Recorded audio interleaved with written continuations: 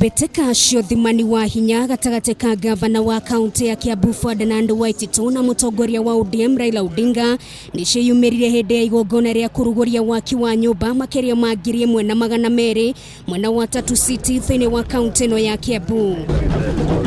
Kihumo kia ndeto no yothe kiuma miario no ya Waititu. We have no problem with you coming as our former Prime Minister, and we have no issues here. We welcome everybody who comes, and you are free to come anytime you feel like. Naire Raila Odinga tanamukira na moko meri. I need nobody's permission to come here. I'm welcomed here because most of these people are Kenyans, and I can go to any part of Kenya without seeking anybody's permission. This is all the permission of a governor.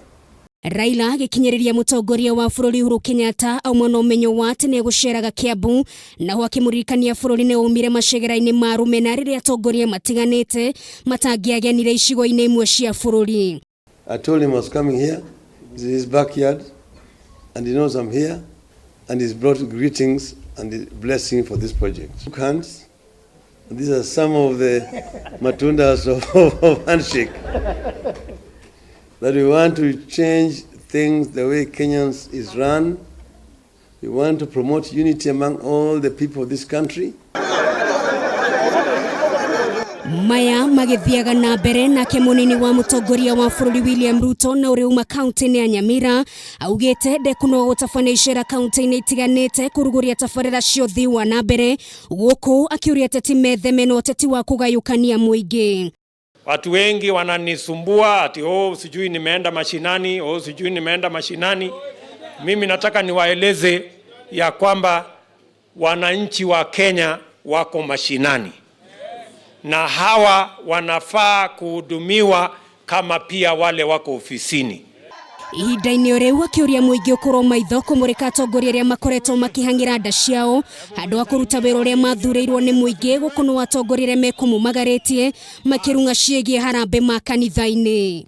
Wakenya wanajua uongozi unawekwa kipimo gani. Sio mtu wa kupiga story, ni mtu ambaye anajua vile barabara itajengwa. Si amefanya kazi miaka 30 kwa serikali na kwa biashara. Hawezi kosa kitu kidogo ya kupatiana kanisani, lakini kama hana kanisa atapeana wapi? Sisi tutachangia kanisa kwa sababu tukijenga hekalu wa Bwana mambo yetu inaendelea kuwa sawa. Kama Your Excellency wewe ndio unatuletea hiyo, hata iliwe nini, liwe liwalo, wakufanyie nini, wakunyime askari, wafanye kitu yoyote, sisi hatujali. Sisi bado tuko nyuma yako.